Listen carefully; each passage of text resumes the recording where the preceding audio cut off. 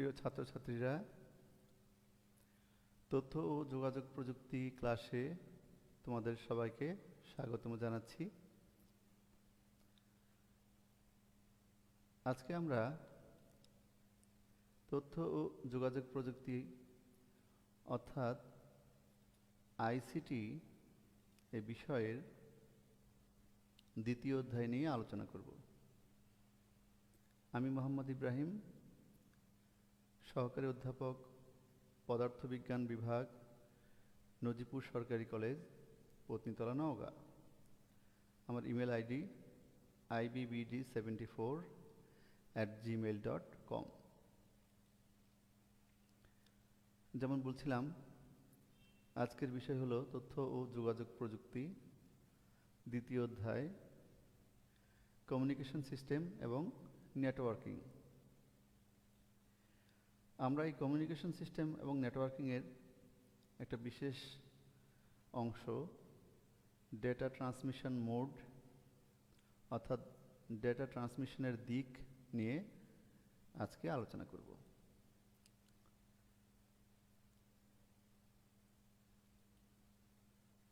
এখন আমরা জানব যে ডেটা ট্রান্সমিশন মোড এর অর্থ কী, অথবা ডেটা ট্রান্সমিশন মোড বলতে কি বোঝায়। ডেটা ট্রান্সমিশন মোড এবং মেথড নিয়ে অনেকেই কনফিউশনে ভোগে, তাদের জন্য বলছি। ডেটার কমিউনিকেশন ব্যবস্থায় উৎস থেকে গন্তব্যে সাধারণত ডেটা পাঠানো হয় বা প্রেরণ করা হয়। উৎস থেকে গন্তব্যে ডেটা প্রবাহের দিককে আমরা ডেটা ট্রান্সমিশন মোড বলে থাকি, অর্থাৎ ডেটা ট্রান্সমিশনের দিক বলে থাকি। ডেটা কোন দিক থেকে কোন দিকে যাবে সেটা নির্ভর করবে ডেটা ট্রান্সমিশন মোডের উপরে। তো ডেটা ট্রান্সমিশন মোড বা ডেটা প্রবাহের দিকের উপর ভিত্তি করে আমরা ডেটা ট্রান্সমিশন মোডকে মূলত 3 ভাগে ভাগ করতে পারি। আরও অনেকগুলো ভাগ আছে, সেগুলো আমরা পরে আলোচনা করব। মূলত 3টি ভাগে আমরা ডেটা ট্রান্সমিশন মোডকে বিভক্ত করব। প্রথমেই আমরা দেখতে পাচ্ছি যে একটা পদ্ধতি হচ্ছে সিমপ্লেক্স। দ্বিতীয় যে পদ্ধতিটি সেটি হচ্ছে হাফ ডুপ্লেক্স, এবং তৃতীয় পদ্ধতিটি হচ্ছে ফুল ডুপ্লেক্স। আবারও বলছি, প্রথম পদ্ধতির নাম সিমপ্লেক্স, দ্বিতীয় পদ্ধতিটি হচ্ছে হাফ ডুপ্লেক্স এবং তৃতীয় পদ্ধতিটি ফুল ডুপ্লেক্স। আমরা এখন প্রতিটি মোডকে আলাদা আলাদাভাবে বিশদভাবে আলোচনা করব। প্রথমেই আলোচনা করব সিমপ্লেক্স মোড নিয়ে। সিমপ্লেক্স মোড কি বা এটি কাকে বলে? যে পদ্ধতিতে ডেটা শুধু একদিকে প্রেরণ করা যায় তাকে সিমপ্লেক্স মোড বলে। তোমরা অনেক সময় ওয়ান ওয়ে রোড দেখে থাকো বিভিন্ন জায়গায়, যেখানে গাড়ি শুধু একদিকে চলতে পারে, উল্টো দিকে আসতে পারে না। তো সেরকম ডেটা যদি শুধু একদিকে যেতে পারে, উল্টো দিকে আসতে পারে না, এই যে পদ্ধতি, ডেটা ট্রান্সমিশনের যে পদ্ধতি, এটাকে বলা হচ্ছে সিমপ্লেক্স মোড। যেমন আমরা রেডিও বা টেলিভিশন ব্যবহার করি। তো রেডিও বা টেলিভিশনে আমরা শুধু রিসিভার দিয়ে শুধু রিসিভ করতে পারি, অর্থাৎ রেডিওর প্রোগ্রাম শুনতে পারি বা টেলিভিশনে বিভিন্ন প্রোগ্রাম দেখতে পারি। কিন্তু যেখান থেকে এই অনুষ্ঠানগুলো সম্প্রচার করা হচ্ছে, আমরা আবার সেখানে কিছু প্রেরণ করতে সক্ষম নই। এই জন্য বলা হচ্ছে এটা একমুখী। আর একমুখী এই পদ্ধতির নামই হচ্ছে সিমপ্লেক্স ডেটা ট্রান্সমিশন মোড। আমরা এখন দেখব যে বাস্তব জীবনে এই সিমপ্লেক্স পদ্ধতি কিভাবে কাজ করে। সাধারণত তথ্য প্রেরণের ক্ষেত্রে একজন প্রেরক থাকে এবং গ্রাহক থাকে। তো আমরা দেখতে পাচ্ছি ছবিতে যে একজন বাচ্চা টেলিভিশনে কার্টুন দেখছে, তো সে টেলিভিশন থেকে যে বার্তাটা পাচ্ছে বা তথ্যটা পাচ্ছে, ডেটা পাচ্ছে, সেটা একমুখী। সে কোনো তথ্য টেলিভিশনকে প্রেরণ করতে পারছে না।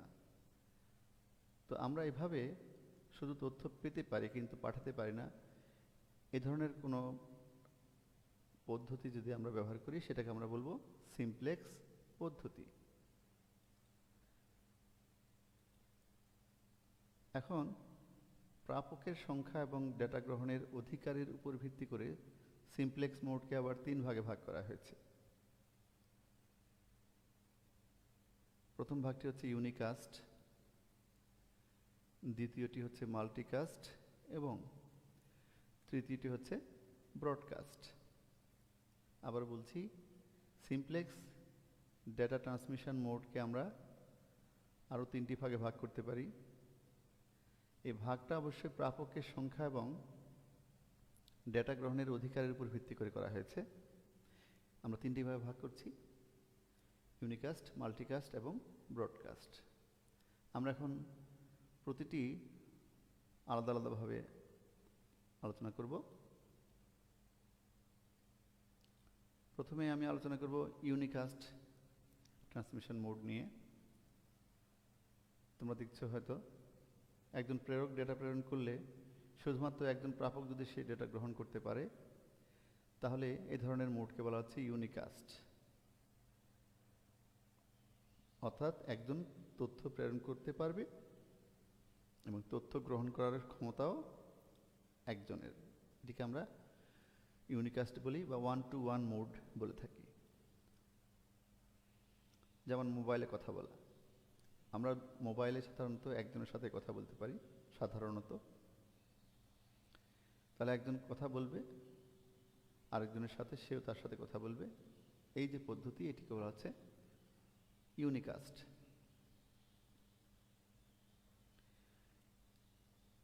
আমরা চিত্রে দুজনকে কথা বলতে দেখছি, একজন রিং দিয়ে আরেকজনের সাথে কথা বলছিল। তাহলে তিনি রিং দিয়েছিলেন, তিনি প্রেরক, আর যিনি রিসিভ করেছিলেন তিনি গ্রাহক। যদিও এখানে দুজনের সাথে একই সঙ্গে কথা বলতে পারবে, কোনো সমস্যা নেই, তাহলে এই পদ্ধতি হচ্ছে ইউনিকাস্ট। তাহলে মোবাইল ফোন ইউনিকাস্ট পদ্ধতিতে কাজ করে এবং আমাদের বাস্তব জীবনে এর প্রভাব কিন্তু অনেক। আমরা সারাক্ষণ এটি ছাড়া চলতে পারি না। সব সময় আমরা মোবাইল ফোনে কথা বলি, অথবা দিনের একটা উল্লেখযোগ্য সময় আমাদেরকে মোবাইল ফোন দিয়ে কথা বলতে হয়। তাহলে এটি হচ্ছে ইউনিকাস্ট। এরপরে আমাদের দ্বিতীয় যে পদ্ধতি, এটি হচ্ছে মাল্টিকাস্ট। আমরা এখন দেখব মাল্টিকাস্ট পদ্ধতি কি বা কাকে বলে।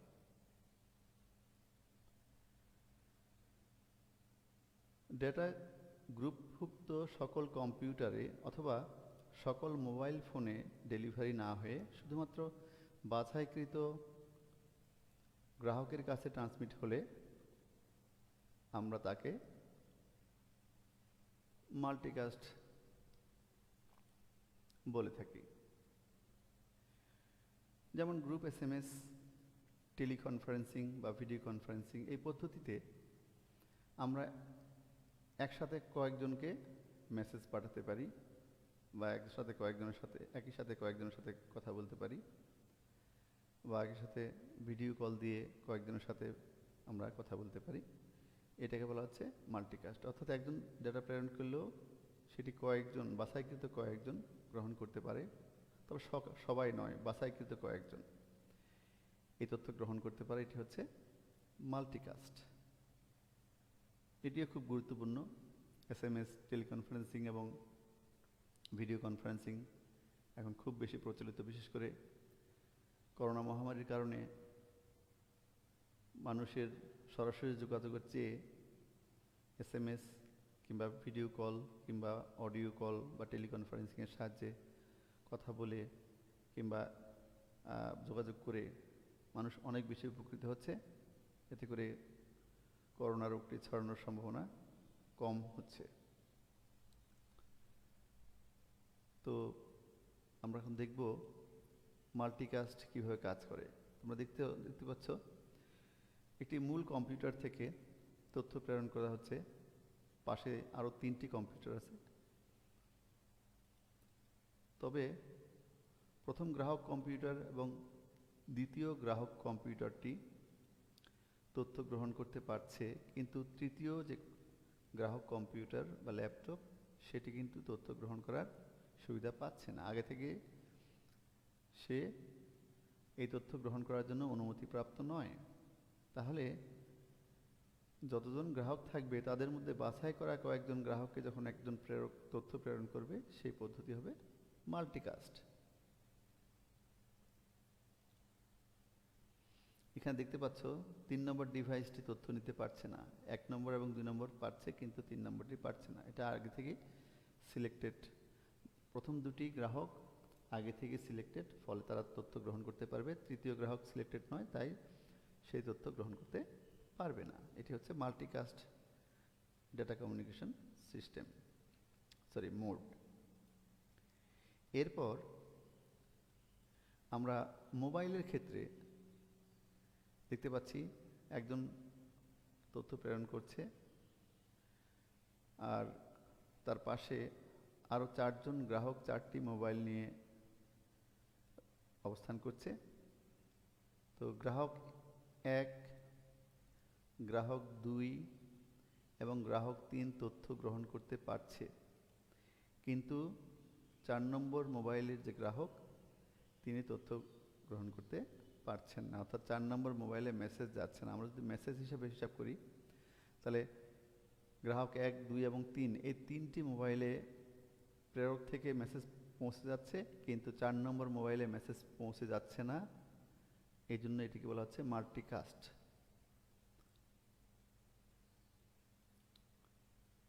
এরপর আমরা আরেকটি জনপ্রিয় ডেটা ট্রান্সমিশন মোড নিয়ে আলোচনা করব।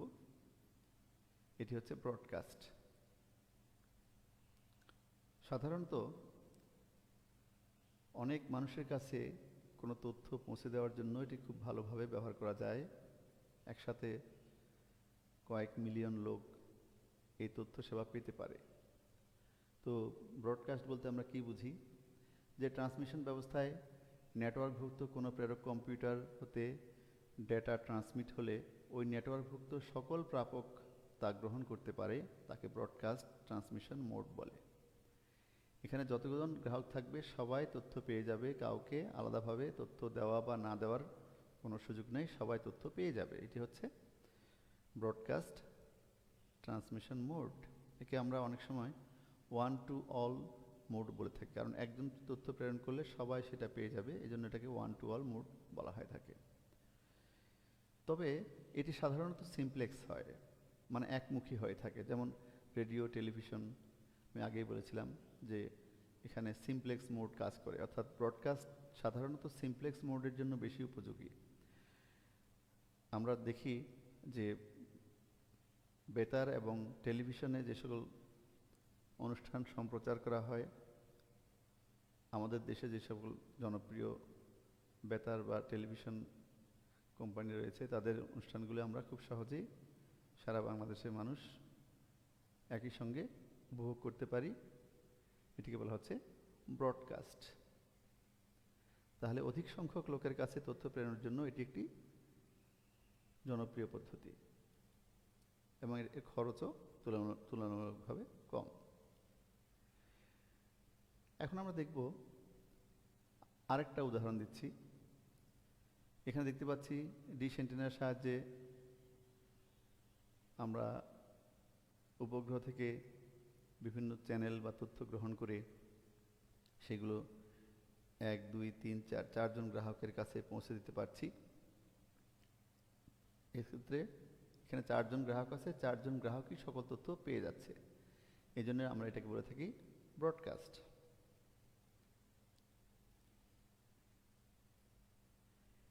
আমরা এতক্ষণ সিমপ্লেক্স মোড এবং তার 3টি ভাগ বা বিভাগ আলোচনা করলাম। এবার আমরা দ্বিতীয় মোডে চলে যাচ্ছি, অর্থাৎ হাফ ডুপ্লেক্স মোড। আমরা জেনে নেই হাফ ডুপ্লেক্স মোডটা কি। যেই পদ্ধতিতে ডেটা দুদিকে প্রেরণ করা যায় তবে একসঙ্গে নয়, তাকে হাফ ডুপ্লেক্স মোড বলে। অর্থাৎ যেটা দুদিকেই প্রেরণ করা সম্ভব, গ্রাহক থেকে প্রেরকের কাছে কিংবা প্রেরক থেকে গ্রাহকের কাছে দুদিকেই তথ্য প্রেরণ করা সম্ভব, তবে একসঙ্গে নয়। অর্থাৎ গ্রাহক যখন তথ্য গ্রহণ করবে তখন কিন্তু প্রেরক সেটা প্রেরণ করবে। এই অবস্থায় গ্রাহক প্রেরকের কাছে তথ্য প্রেরণ করতে পারবে না। পরবর্তীতে প্রেরক যখন তথ্য প্রেরণ করা শেষ হয়ে যাবে তখন আবার গ্রাহক প্রেরককে তথ্য প্রেরণ করতে পারবে। এই জন্য বলা হচ্ছে যে যেটা দুদিকেই প্রেরণ করা সম্ভব কিন্তু একসঙ্গে নয়, এটি হচ্ছে হাফ ডুপ্লেক্স মোড। এর খুব বেশি ব্যবহৃত হয় না, যেমন ওয়াকি টকি তোমরা দেখেছো হয়তো সিনেমায়, অথবা অনেক সময় পুলিশ অফিসার বা সিকিউরিটি গার্ডদের হাতে মোবাইলের মতো এক ধরনের ডিভাইস দেখেছো, যেটা দিয়ে খুব সহজেই অপর এক বা একাধিক মানুষের সাথে কথা বলা সম্ভব। কিন্তু এখানে একটি সমস্যা আছে, সেটা হলো একসঙ্গে কথা বলা সম্ভব নয়। একজন কথা বলা শেষ করার পর যখন সে সিগন্যাল দিবে যে তার কথা শেষ, তখন কথা শেষ হওয়ার পর অন্য আরেকজন তার সাথে কথা বলতে পারবে। এটিকে হচ্ছে হাফ ডুপ্লেক্স মোড। তো ওয়াকি টকি এই হাফ ডুপ্লেক্স মোডে কাজ করে। এখানে দেখতে পাচ্ছ দুটি ওয়াকি টকি রাখা আছে এবং এখানে দুজন কথা বলতে পারবে, তবে একজন কথা শেষ করলে আরেকজন কথা বলবে। আমি তোমাদের আগেই বলেছি, পুলিশ বিভাগে কিংবা সামরিক বাহিনীতে, নেভিতে, বিমান বাহিনীতে কিংবা সিকিউরিটি কর্মকর্তাদের কাছে এটি প্রচুর ব্যবহার দেখা যায়।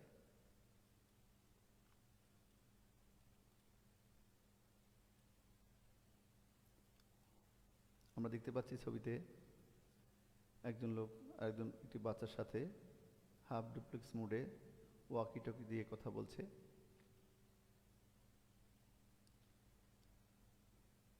কিন্তু একসঙ্গে দুজন কথা বলতে পারছে না, একজন কথা বললে আরেকজন থেমে থাকছে, একজন কথা শেষ করলে আরেকজন কথা বলছে।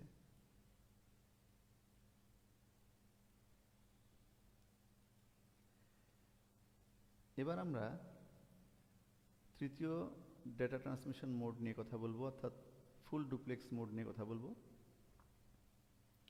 এর আগে আমরা সিমপ্লেক্স এবং হাফ ডুপ্লেক্স নিয়ে কথা বলেছি। এবার ফুল ডুপ্লেক্স মোড আমরা জেনে নেই যে ফুল ডুপ্লেক্স মোডটা কি। যে পদ্ধতিতে ডেটা একসঙ্গে দুদিকেই প্রেরণ করা যায় তাকে ফুল ডুপ্লেক্স মোড বলে। ডেটা একই সঙ্গে দুদিকেই প্রেরণ করা গেলে সেই পদ্ধতি হচ্ছে ফুল ডুপ্লেক্স পদ্ধতি বা ফুল ডুপ্লেক্স মোড। যেমন মোবাইল ফোন বা টেলিফোনে আমরা একই সঙ্গে কথা বলতেও পারি, শুনতেও পারি, তাহলে এটি হচ্ছে ফুল ডুপ্লেক্স মোড। এটি হাফ ডুপ্লেক্স মোডের চেয়ে অনেক বেশি সুবিধাজনক, কারণ একই সঙ্গে কথা বলাও যায় আবার শোনাও যায়। চিত্রে আমরা দেখতে পাচ্ছি দুটি বাচ্চা মোবাইল ফোনে কথা বলছে। তো এখানে একই সঙ্গে তারা কথা বলতেও পারছে, শুনতেও পারছে, অর্থাৎ ডেটা উভয় দিকে প্রেরণ করা যাচ্ছে।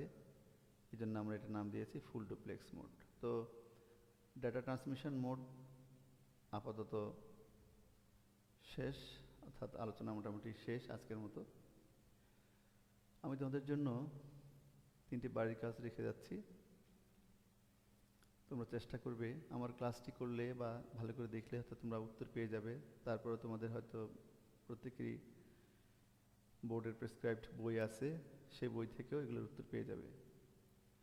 1 নম্বর যে প্রশ্নটি আমি দিয়েছি সেটা হচ্ছে ডেটা ট্রান্সমিশন মোড কি। দ্বিতীয় প্রশ্নটি হলো ডেটা ট্রান্সমিশন মোড মূলত কত প্রকার। 3 নম্বর হাফ ডুপ্লেক্স মোড বর্ণনা করো। আশা করি তোমরা এগুলোর উত্তর সহজেই পেয়ে যাবে এই ক্লাস থেকে অথবা বই থেকে। তো আজকের মতো আমাদের ক্লাসটি এখানেই সমাপ্ত হলো। তোমরা যারা ধৈর্য ধরে এই ক্লাসটি দেখলে তোমাদের সবাইকে ধন্যবাদ জানাচ্ছি। তো তোমরা সবাই সুস্থ থাকবে, ভালো থাকবে, সবসময় স্বাস্থ্যবিধি মেনে চলবে এবং স্বাস্থ্যবিধি মেনে সবসময় ঘরে থাকার চেষ্টা করবে, বাইরে ঘোরাঘুরি না করে বাসায় বা বাড়িতে থেকে তোমরা ঠিকমতো অধ্যয়ন করো, তাহলেই তোমরা সফল কাম হতে পারবে।